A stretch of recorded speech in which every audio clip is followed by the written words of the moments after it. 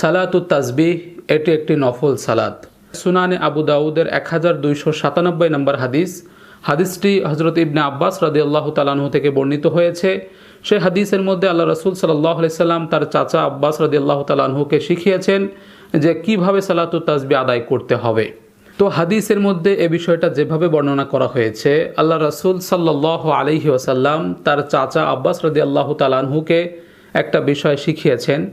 হাদিসের মধ্যে ভাষ্য এরকম যে আল্লাহ রাসূল সাল্লাল্লাহু আলাইহি ওয়াসাল্লাম তার চাচাকে বলেছিলেন যে, হে আমার চাচা, আপনাকে এমন একটা আমল শিখিয়ে দেব যে আমলটা আপনি পারলে প্রতিদিন করবেন, অথবা বছরে একবার করবেন, অথবা জীবনে একবার হলেও করবেন। সে আমলটা হলো সালাতুত তাসবিহ। 4 রাকাত সালাত আদায় করবেন দিনে অথবা রাতের যে কোনো সময়। সে 4 রাকাত সালাতের মধ্যে একটা তাসবিহ 300 বার পড়তে হবে। তাসবিহটা হলো সুবহানাল্লাহি ওয়ালহামদুলিল্লাহি ওয়ালা ইলাহা ইল্লাল্লাহু আল্লাহু আকবার।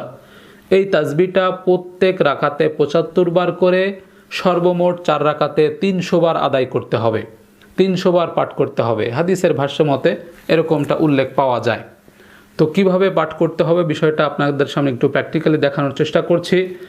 সালাতুত তাসবিহ দিনে অথবা রাতের যে কোনো সময় নিয়ত করে, নফলের নিয়ত করে যে আমি 4 রাকাত সালাতুত তাসবিহর নফল সালাত আদায় করতেছি, এতটুকু কথা অন্তরে সংকল্প করে আপনি আল্লাহু আকবার বলে নামাজে দাঁড়াবেন।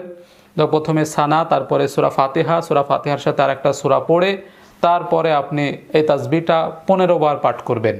সুবহানাল্লাহি ওয়ালহামদুলিল্লাহি ওয়ালা ইলাহা ইল্লাল্লাহু আল্লাহু আকবার। এই তাসবিহটা রুকুতে যাওয়ার আগে প্রথম রাকাতেই 15 বার পাঠ করতে হবে।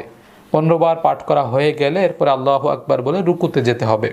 তো রুকুর মধ্যেও 10 বার পাঠ করতে হবে সুবহানাল্লাহি ওয়ালহামদুলিল্লাহি ওয়ালা ইলাহা ইল্লাল্লাহু আল্লাহু আকবার।